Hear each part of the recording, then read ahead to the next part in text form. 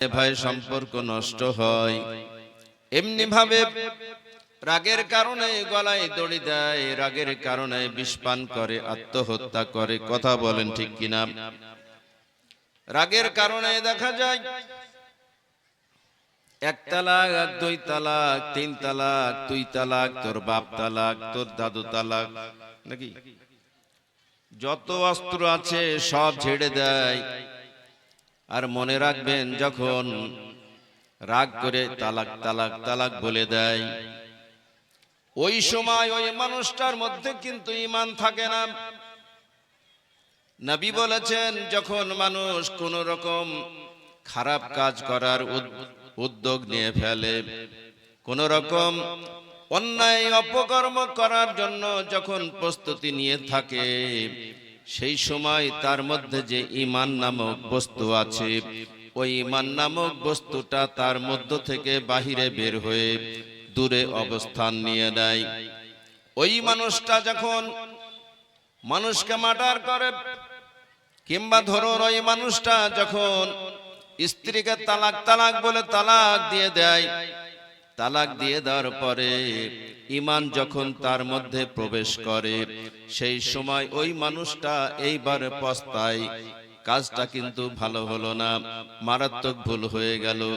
একটুখানি রাগের কারণে কি সর্বনাশ করে ফেললাম, আমার স্ত্রী এখন কোথায় যাবে, কোথায় থাকবে, আমার ছেলে মেয়ের কি হবে, এই সব চিন্তা ভাবনা হয়। কি বলেন, কথা ঠিক না ঠিক? যখন রাগ হয়েছে তখন কিন্তু ওই সব চিন্তা ভাবনা ছিল না, ঈমান তার মধ্য থেকে বাহিরে বের হয়ে গিয়েছিল। আবার ঈমান যখন তার মধ্যে এসেছে, তখন কিন্তু তার মধ্যে আফসোস শুরু হয়েছে, অনুতাপ শুরু হয়েছে, অনুশোচনা শুরু হয়েছে। একটা মানুষকে মার্ডার করার জন্য যখন তৈরি হয়, তখন কিন্তু তার মধ্যে ঈমান থাকে না, তাই মার্ডার করে ফেলে। আর মার্ডার করার পরে দেখা যায় ওর মধ্যে অনুশোচনা আসে, তখন যখন তার মধ্যে ঈমান আবার ফিরে আসে। সামান্য কটা টাকার জন্য লোকটাকে মেরে ফেললাম, কি এরকম হয় না? ভাইরা আমার, আসুন, এই জন্য এই মারাত্মক রোগটাকে সারাতে হবে। রোগটা সারানোর জন্য রাহমাতুল্লিল আলামিন নবী মুস্তাফা যেটা বলেছেন, সেটা আমাদের জীবনে বাস্তবায়ন করতে হবে। নবী বলেন, যখন রাগ হবে তখন দাঁড়ানো অবস্থায় থাকলে বসে পড়বে। বসে যাওয়ার পরেও যদি রাগ না কমে, সেই সময় তুমি বিছানায় গিয়ে শুয়ে যাবে, দেখবে তোমার রাগ কমে যাবে। মানুষের রাগ হলে বসা মানুষ দাঁড়ায়, দাঁড়ানো অবস্থায় মানুষ থাকে যখন, তখন কিন্তু বেশ লাফালাফি করে, ছুটাছুটি করে। কথা বলেন ঠিক কিনা? এই জন্য নবী বলেন, যখন রাগ হবে দাঁড়ানো অবস্থায় থাকলে বসে পড়বে, রাগ কমে যাবে। আর বসে পড়ার পরেও যদি রাগ না কমে, সেই সময় বিছানায় গিয়ে শুয়ে যাবে, দেখবে রাগ কমে যাবে। নবী বলেন, বিছানায় শুয়ে যাওয়ার পরেও যদি রাগ না কমে, সেই সময় তুমি ওযু করে নিবে, ওযু করে নিয়ে মুসাল্লা বিছিয়ে দিবে, জাই নামাজ বিছিয়ে দিবে। এরপর তুমি নামাজের নিয়ত করে দাঁড়িয়ে যাবে, মামলা ডিসমিস। কি কথা ঠিক না বেঠিক? নামাজে দাঁড়িয়ে যাওয়ার পরে আবার ঝামেলায় ও জড়াতে পারবে? কথা বলেন। ওকে কেউ গালি দিচ্ছে, পাল্টা গালি দিতে পারবে? এই জন্য আমরা যদি এই সিস্টেমটা আমাদের জীবনে বাস্তবায়ন করি, নবী যেটা বলেছেন সেটা যদি বাস্তবায়িত হয়, তাহলে কিন্তু ঝগড়া হবে না, মারামারি হবে না, কাটাকাটি হবে না, এরকম কোনো ফাসাদ হবে না। বাব্বাটা তো ঝামেলা হয় না, হয় না? কথা বলেন। বাব্বাটা তো হয়। আমি আমার বাড়ির সামনে মানে ঝামেলা বেঁধেছে, বাপ বেটায় ঝামেলা, তো বাপ বেটাকে গালি দিচ্ছে বারে বারে। যেটা দিয়ে গালি দেওয়া শুরু হয় সেটা তো শালা, নাকি? শালা বা শালার বেটা শালা।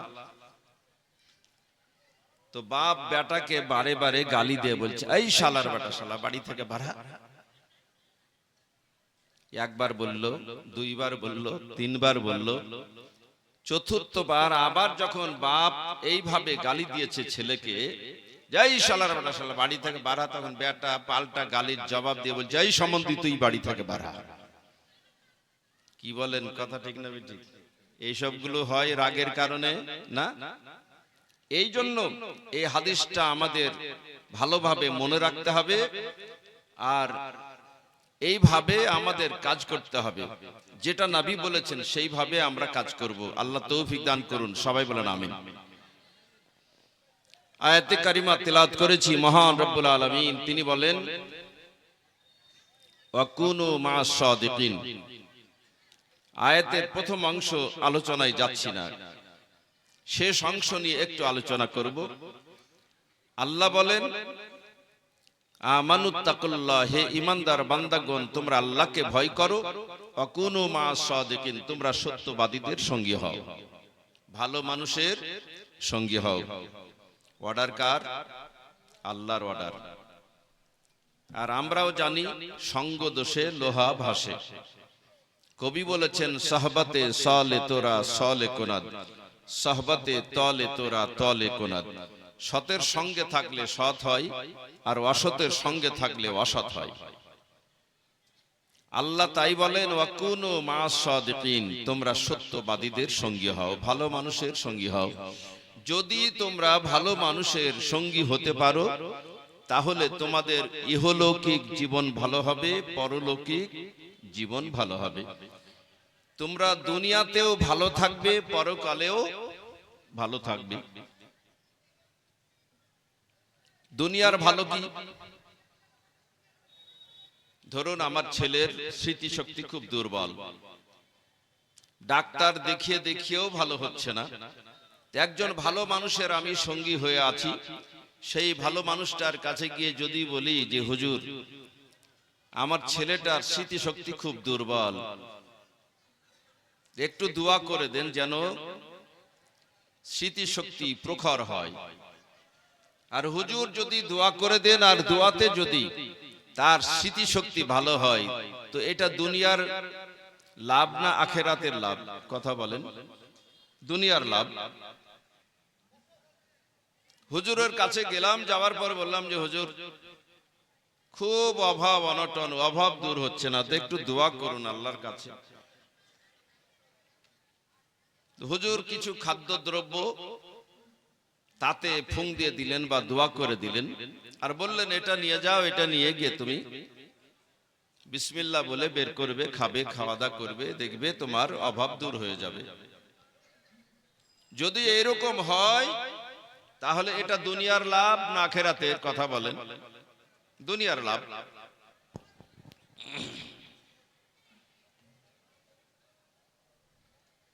দুনিয়ার একটা দৃষ্টান্ত দিচ্ছি। আল্লাহ কেন বলেছেন ওয়াকুনু মা'আস সাদিকিন, তোমরা সত্যবাদীদের সঙ্গী হও। ধরুন বাজারে গেলেন, যাওয়ার পর বললেন দোকানদার, মুদিখানার দোকানদারকে যে ভাই আমাকে ভালো জিরাটা দেন। দোকানদার বললেন কোনটা নেবেন? লুজটা নেবেন না প্যাকেটের জিরাটা নেবেন? তো যেটা ভালো হবে সেটা দেন, আমি 500 গ্রাম জিরা নিব। তো দোকানদার আমাকে জিরা দেওয়ার জন্য 500 গ্রাম জিরা প্যাকেট কেটে জিরা বের করলেন, আর পরিমাপের জন্য একটা পাত্র মানে খবরের কাগজ ছিঁড়ে নিয়ে ঠোঙ্গা বানালেন। খবরের কাগজের দাম 40 টাকা কেজি, কম বেশি যাই হোক, আমি বোঝানোর জন্য বলছি। খবরের কাগজের দাম 40 টাকা কেজি, আর জিরার দাম 400 টাকা কেজি। খবরের কাগজ ছিঁড়ে নিয়ে ঠোঙ্গা বানিয়ে আনুমানিক কিছু জিরা প্যাকেট থেকে প্যাকেট কেটে সেই জিরাটা ঠোঙ্গায় রেখে দিয়ে এইবার ওজন করা শুরু করলেন। তো খবরের কাগজের দাম 40 টাকা কেজি, জিরার দাম 400 টাকা কেজি। জিরার ঠোঙ্গা হয়ে খবরের কাগজ যখন ডাড়িতে উঠলো, তখন জিরার ওসিলাতে তার দাম বেড়ে 40 থেকে 400 টাকা হলো না? হলো না? 400 টাকা হলো, ওর দাম বেড়ে গেল, ও দামি হয়ে গেল, কিন্তু ওর দাম 40 টাকা। জিরার ওসিলাতে ওর দাম হলো কত? 400 টাকা। এই জন্য আল্লাহ বলেছেন ওয়াকুনু মা'আস সাদিকিন, তোমরা সত্যবাদীদের সঙ্গী হও, ভালো মানুষের সঙ্গী হও। যদি হতে পারো তাহলে তোমাদের সম্মান বেড়ে যাবে, দাম বেড়ে যাবে। সুবহানাল্লাহ বলেন।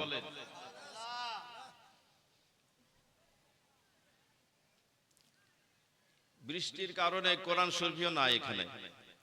কোরআন শরীফ কেনার পরে কোরআন শরীফের জুজদানটাও আমরা কিনি না? কেন কিনি? যে কোরআন শরীফে যেন ধুলাবালি না লাগে, নোংরা যেন না লাগে। তো জুজদানের মধ্যে কোরআন শরীফ আছে, আলমারি থেকে বের করলেন, কোরআন শরীফ পড়বেন তাই। এরপর কোরআন শরীফকে প্রথমেই চুমা দিলেন, আলমারি থেকে বের করে কোরআন শরীফকে চুমা খেলেন।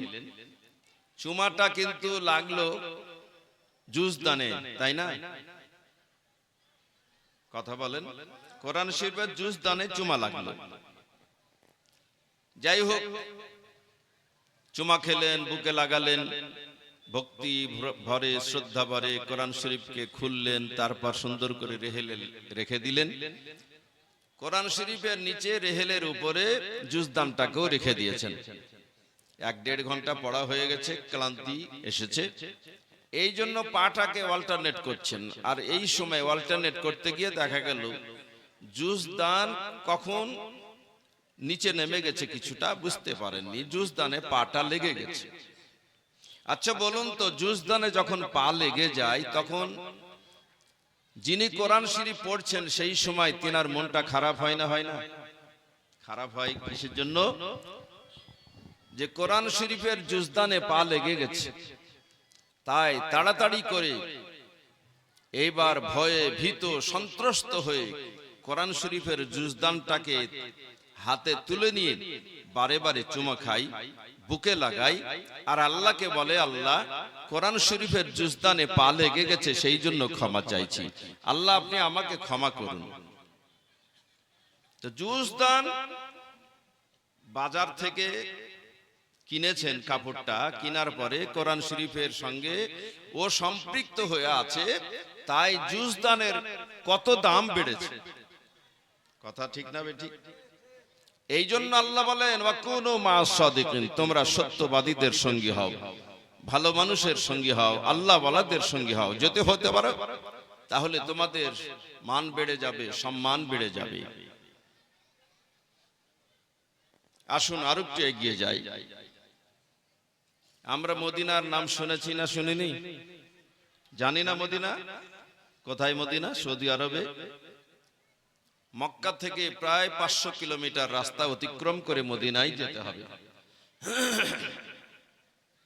রাহমাতুল লিল আলামিন নবী মুস্তাফা মদিনার যে মাটির সঙ্গে তিনার শরীর মোবারক সম্পৃক্ত হয়ে আছে, ওই মাটিটার সম্মান কত বেড়েছে? কথা বলেন। ওই মাটিটার সম্মান কত বেড়েছে যে মাটির সঙ্গে নবীর শরীর মোবারক সম্পৃক্ত হয়ে আছে। ওই মাটিটার সম্মান আল্লাহ এত বাড়িয়েছেন, দুনিয়ার যত সম্মানিত মাটি সেই মাটির চাইতেও মদিনার হুজুরের মাজারের মাটির দাম বেশি। এমনকি আল্লাহর আরশে আজিম আছে, আল্লাহর আরশে আজিমের চাইতেও হুজুরের মাজার শরীফের মাটির সম্মান বেশি, দাম বেশি। জোরে বলুন সুবহানাল্লাহ। কেন? যে রাহমাতুল লিল আলামিন নবী মুস্তাফা ওই মাটির সঙ্গে সম্পৃক্ত হয়ে আছেন, তাই মাটির দাম নবীর ওসিলায় বেড়ে গেছে। এই জন্য আল্লাহ বলেন ওয়াকুনু মা'আস সাদিকিন, তোমরা সত্যবাদীদের সঙ্গী হও। আরেকটু এগিয়ে যাই। কাবা শরীফের উপরে যে কাপড়টা থাকে, এই কাপড়টার নাম কি? কথা বলেন। কাপড়টার নাম গিলাফ। কাপড়টার নাম বলেন। কথা একটু রাগ আছে নাকি? মনে হচ্ছে আমার সঙ্গে রাগারাগি আছে। যে বুড়ো মানুষের সঙ্গে রাগারাগি করেন না গো। আচ্ছা, তাহলে ওই কাপড়, যে কাপড় দিয়ে, গেলাপের কাপড় দিয়ে কাবার ঘর ঢেকে রাখা হয়েছে, ওই কাপড়টার সম্মান বেড়েছে না কমেছে? এই কাপড়টা কিন্তু প্রথমে বাজার থেকে বড় দোকানদারের কাছ থেকে এই কাপড়টা খরিদ করা হয়েছে। এরপর ওই কাপড়টাতে সোনা দিয়ে কাজ করা হয়েছে, রূপো দিয়ে কাজ করা হয়েছে, চাঁদি দিয়ে কাজ করা হয়েছে। এই বছর যে কাপড়টা কাবা ঘরের সঙ্গে সম্পৃক্ত ছিল, যে গেলাফের কাপড় দিয়ে ঢাকা হয়েছিল, এই কাপড় দিয়ে সামনে বছর আর ঢাকা হবে না, নতুন করে আবার কাপড় কিনা হবে। আর সেই কাপড়ে সোনা, রূপা, চাঁদি এই সমস্ত দামি পদার্থ দিয়ে সুন্দর করে নকশা করা হবে, লেখা হবে, সবকিছু হবে। এই সোনা দিয়ে কাজ করার পরেও কিন্তু তার দাম বাড়েনি, বেড়েছে তখন যখন ওই কাপড়টা কাবা ঘরের সঙ্গে সম্পৃক্ত হয়েছে, তখন তার দাম বেড়েছে। আর এই জন্য কিছু পাগল হাজি পাগলামিও শুরু করে ফেলেছে, করে না এরকম, যে কাবা ঘরের গেলাফের কাপড়টাকে কেটে নিয়ে চলে এসেছে, আসার পর বাড়িতে ছেলে মেয়েদের বলছে, আমি মরে যাব যখন, তখন এই গেলাফের কাপড়টা আমার কাফনের কাপড়ের মধ্যে ভরে দিন, যদি ভরে দিস তাহলে আমি কবরের আযাব থেকে মাপ পেয়ে যাব। এই চিন্তাতেই তো এই কাজটা করেছে নাকি? প্রথমে নাউজুবিল্লাহ বলেন। কাপড়টা দামি, কিন্তু কাপড়টা চুরি করার কারণে বেদামি হয়ে গেছে, নাকি বলেন? আপনি কাপড় কেটেছেন যখন, তখন কাবা ঘরের মালিক যে, সে মালিককে না বলে কাপড়টা কেটে নিয়েছেন, মানে চুরি করে নিয়ে এসেছেন। তো চুরি করা কাপড় যতই পাক পবিত্র হোক, যতই ভালো হোক, যতই দামি হোক, কবরের আযাব ঠেকাতে পারবে? এই কথা বলেন না কেন? পারবে? পারবে না। তা আমি সেটা বলছি না, যেটা বলছি যে সেটা হলো যে কাবা ঘরের সঙ্গে ওই কাপড়টা সম্পৃক্ত হওয়ার কারণে তার দাম বেশি হয়ে গেছে, এত দামি হয়েছে যে যেটা আমি আমার ক্ষুদ্র জ্ঞান দ্বারা ভালোভাবে আপনাদের বোঝাতে পারছি না। তো ভাইরা আমার, আসুন, এই জন্যই আল্লাহ বলছেন ওয়াকুনু মা সাদিকিন, তোমরা সত্যবাদীদের সঙ্গী হও, আল্লাহ ওয়ালাদের সঙ্গী হও। হলে লাভটা কি? হলে লাভটা কি হবে? এইবার আসুন, নবীর একজন সাহাবী, বিখ্যাত সাহাবী, ইনার নাম হলো হযরত আবু হুরায়রা রাদিয়াল্লাহু তাআলা আনহু। আবু হুরায়রা মানে বিড়ালের বাপ, কিন্তু সাহাবীটার নাম ছিল আব্দুর রহমান। কি নাম ছিল? আব্দুর রহমান। নামটা ভালো না খারাপ? কত ভালো, কত সুন্দর নাম। কিন্তু আব্দুর রহমান যেহেতু তিনি বিড়াল ভালোবাসতেন, মানুষের ছেলেকে যেমন নিয়ে বেড়ায় কোলে করে, ওই রকম তিনিও বিড়ালকে কোলে নিয়ে বেড়াতেন। নবীর দরবারে যেতেন তখনও বিড়াল কোলে নিয়েই যেতেন, নামাজ পড়তে যেতেন তখনও বিড়াল নিয়েই চলে যেতেন। তো এইরকম রাহমাতুল্লিল আলামিন নবী মুস্তাফা দেখতে দেখতে একদিন হযরত আব্দুর রহমান এই সাহাবীটাকে আবু হুরায়রা বলে ডাকলেন, ইয়া আবু হুরায়রা, যে হে বিড়ালের বাপ। তো হযরত আবু হুরায়রাকে বিড়ালের বাপ বলে ডেকেছেন। তো হযরত আবু হুরায়রা এত খুশি হয়েছেন, এত আনন্দিত হয়েছেন, নিজেই নিজের নামের হাইলাইট করছেন, সাহাবীদের কাছে গিয়ে বলছেন, আর জানো, আজকে নবী আমাকে আবু হুরায়রা বলে ডেকেছে, তো এই নামটা আমাকে খুব ভালো লেগেছে, তোমরা সবাই আবু হুরায়রা বলে ডাকবে। সুবহানাল্লাহ বলে। তো হযরত আবু হুরায়রা রাদিয়াল্লাহু তাআলা আনহু নবীর দরবারে হাজির হয়েছেন। তিনার স্মৃতি শক্তি খুব দুর্বল, ব্রেন খুবই দুর্বল। তো নবীর দরবারে হাজির হয়ে বলছেন যে হুজুর, ইয়া রাসূলুল্লাহ, ইয়া হাবিবাল্লাহ, হুজুর গো, আমার স্মৃতি শক্তি খুব দুর্বল, একটু দোয়া করে দেন যেন আমার স্মৃতি শক্তি ভালো হয়ে যায়। সুবহানাল্লাহ বলবেন না? হযরত আবু হুরায়রা রাদিয়াল্লাহু তাআলা আনহু তিনাকে নবী বলেন, আবু হুরায়রা তুমি আমার সামনে একটা চাদর বিছিয়ে দাও। হযরত আবু হুরায়রা রাদিয়াল্লাহু তাআলা আনহু তিনি নবীর সামনে একটা চাদর বিছিয়ে দিলেন। আমার নবী রহমতের ভান্ডার নবী, তিনি রহমতের হাত মোবারক খানা চাদরের মধ্যে ঢুকিয়ে দিলেন। কিছুক্ষণ পরে চাদরের মধ্য থেকে তিনার হাত মোবারক বের করলেন। বের করার পর বললেন, আবু হুরায়রা এই চাদরখানাকে গুছিয়ে নিয়ে তুমি তোমার বুকের সঙ্গে চেপে ধরো। হযরত আবু হুরায়রা রাদিয়াল্লাহু তাআলা আনহু তিনি বলেন, খোদার কসম করে বলি, নবীর নির্দেশ মোতাবেক চাদরখানাকে গুছিয়ে নিয়ে আমি আমার বুকের সঙ্গে চেপে ধরেছিলাম। এরপর থেকে স্মৃতি শক্তি এত বৃদ্ধি পেয়েছিল যে নবীর হাদিস শোনার পরে আর কখনো কোনোদিন আমাকে হাদিস মুখস্থ করতে হতো না। একটু জোরে সুবহানাল্লাহ বলবেন না?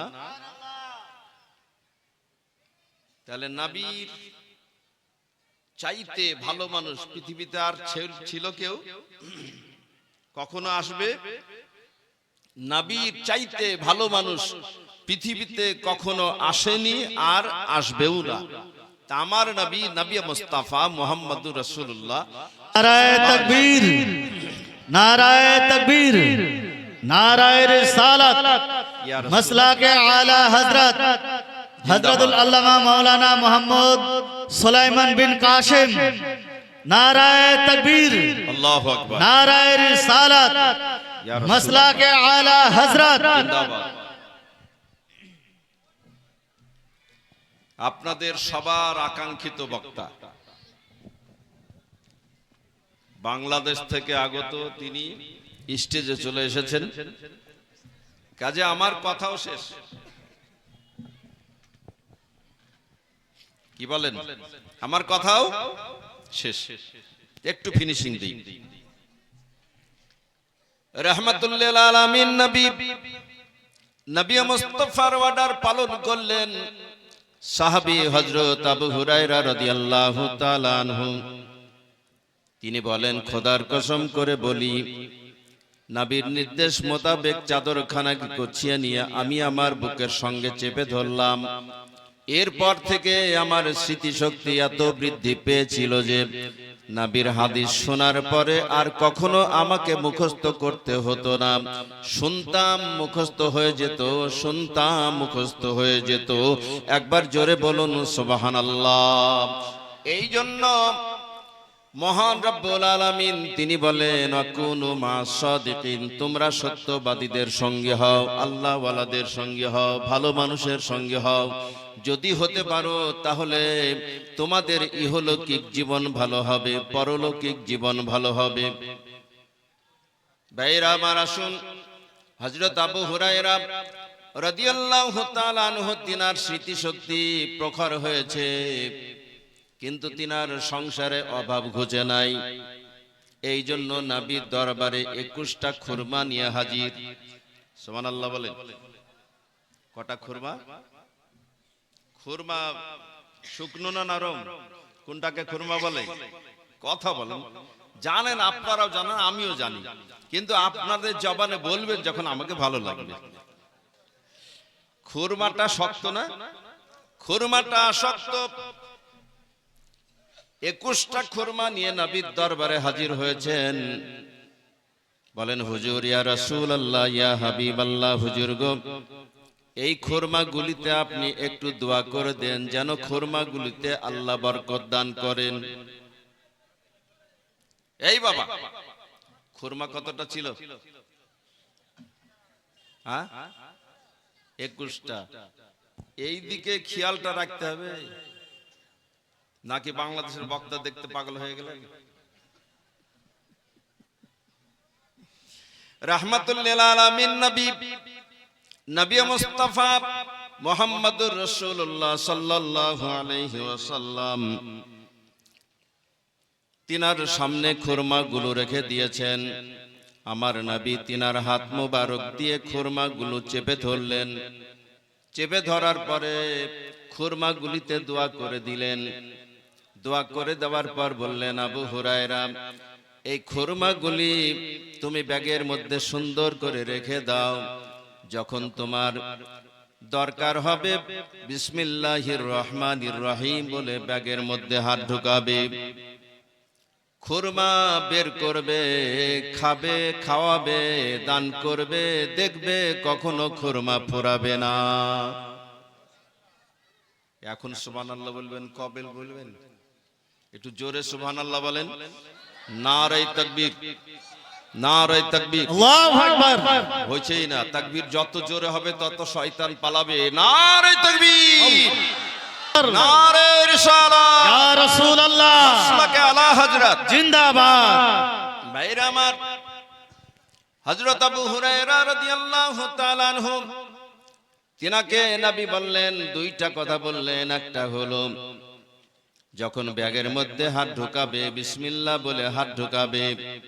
আমরা বলি বিসমিল্লাহ কি বরকত নাহি যায় হরকত নাকি বলি না? বর্তমানে বিসমিল্লাহর আমল কমেছে না বেড়েছে? বর্তমানে বিসমিল্লাহর আমল আমি বলি কমেছে, সবাই বলে বেড়েছে। কারণ নামাজি বেড়েছে, মৌলানা বেড়েছে, মুফতি বেড়েছে, পীর সাহেব বেড়েছে, সবাই তো বেড়েছে। তো বিসমিল্লাহর আমল সবাই বলে বেড়েছে, আর আমি বলি কমেছে। কারণ হলো এই যে বিসমিল্লাহর আমল এই জন্য বলি কমেছে, যখন আপনি প্যান্ডেলে যাবেন খাওয়া দাওয়া করার জন্য, প্যান্ডেলে যাওয়ার পরে আপনার পাতে যখন খাবার চলে যাবে, আপনি খাওয়া শুরু করবেন, বিসমিল্লাহ বলবেন না? না বলেন? এই কথা বলেন। প্যান্ডেলে যখন খেতে যান তখন বিসমিল্লাহ বলা হয়? বলা হয় না। যার পাতে যখন খাবার যায় সে তখন খাওয়া শুরু করে, বিসমিল্লাহর খবরই নাই। যদি এইরকম হয়, বিসমিল্লাহ যদি বলতে ভুল করে ফেলেন, তাহলে কি করবেন? নামাজ কাজা হয়ে গেলে নামাজের কাজা আদায় করতে হয়। বিসমিল্লাহ প্রথমেই বলতে হয়, বিসমিল্লাহ মিস হয়েছে মানে বিসমিল্লাহ কাজা হয়ে গেছে। যখন খাবার খেতে খেতে আপনার মনে পড়ে যাবে বিসমিল্লাহ তো বলা হয় নাই, তখন বিসমিল্লাহ বলবেন এইভাবে, বিসমিল্লাহি আউয়ালাহু ওয়া আখিরাহু। কি বলবেন? বিসমিল্লাহ, আমার সঙ্গে বলেন, শেখা হয়ে যাবে ইনশাআল্লাহ। বিসমিল্লাহি আউয়ালাহু ওয়া আখিরাহু। শুরুরও বিসমিল্লাহ বলা হয়ে গেল, শেষেরও বিসমিল্লাহ বলা হয়ে গেল, আর টেনশন নাই, চিন্তা নাই, নো চিন্তা ডু ভর্তি নাকি? ভাইরা আমার, জানার নাম ঈমান নয়, মানার নাম হলো ঈমান। আপনি জানেন অনেক, কিন্তু মানেন না, ঈমানদার হতে পারবেন না। ঈমানদার হওয়ার জন্য মানার দরকার। বলছিলাম রাহমাতুল লিল আলামিন নবী মুস্তাফা, তিনি বলেন বিসমিল্লাহ বলে ব্যাগের মধ্যে হাত ঢোকাবে, আর যখন খুরমা বের করবে তখন খুরমাগুলো একসঙ্গে বের করবে না, অল্প অল্প করে বের করবে, খাবে, খাওয়াবে, দান করবে, দেখবে কখনো খুরমা ফুরাবে না। হযরত আবু হুরায়রা রাদিয়াল্লাহু তাআলা আনহু তিনি বলেন, খোদার কসম করে বলি, নবী দোয়া করে দেওয়ার পর থেকে খুরমাগুলো আমি ওইভাবে বিসমিল্লাহির রহমানির রহিম বলে ব্যাগের মধ্যে হাত ঢোকাতাম, খুরমা বের করতাম, অল্প অল্প করে বের করতাম, খেতাম, খাওয়াতাম, দান করতাম, মেহমানদারি করতাম। এইভাবে দিনের পর দিন, সপ্তাহের পর সপ্তাহ, বছরের পর বছর পার হয়ে গেছে, কিন্তু খুরমা কখনো ফুরায় নাই। জোরে বলুন সুবহানাল্লাহ। খুরমা কত কুইন্টাল ছিল? কটা? 21টা খুরমা ছিল। আর যেভাবে খেয়েছেন, খাইয়েছেন, দান করেছেন, তাতে কুইন্টাল কুইন্টাল খুরমা ফুরিয়ে যাওয়ার কথা। কিন্তু নবীর দোয়া আছে বলে 21টা খুরমাতে বরকত আল্লাহ দিয়েছেন। এত বরকত, খুরমা ফুরায় না। দীর্ঘ 30 বছর ধরে খেয়েছেন, খাইয়েছেন, দান করেছেন, তারপরেও তো খুরমা ফুরায় নাই। এই জন্য মহান রব্বুল আলামিন তিনি বলেন ওয়াকুনু মাসাদিকিন, তোমরা সত্যবাদীদের সঙ্গে হও, আল্লাহ ওয়ালাদের সঙ্গে হও। আমি এই পর্যন্ত কথা শেষ করলাম। বক্তা বসে কথা বলা অভ্যাস আমার নাই, তবুও বলে ফেলেছি। এই জন্য হয়তো আপনাদের একটু কষ্ট হয়েছে। আপনাদের কাছে এই জন্য আমি কিন্তু ক্ষমা চাইছি, আমাকে ক্ষমা করবেন, বেয়াদবি মাফ করবেন। আমি গুনাহগার মানুষ, আমার বিদ্যা বুদ্ধি কিছু নাই। তো আপনাদের খেদমতে কিছুক্ষণ ছিলাম, আমার জন্য খাস করে দোয়া করবেন। এই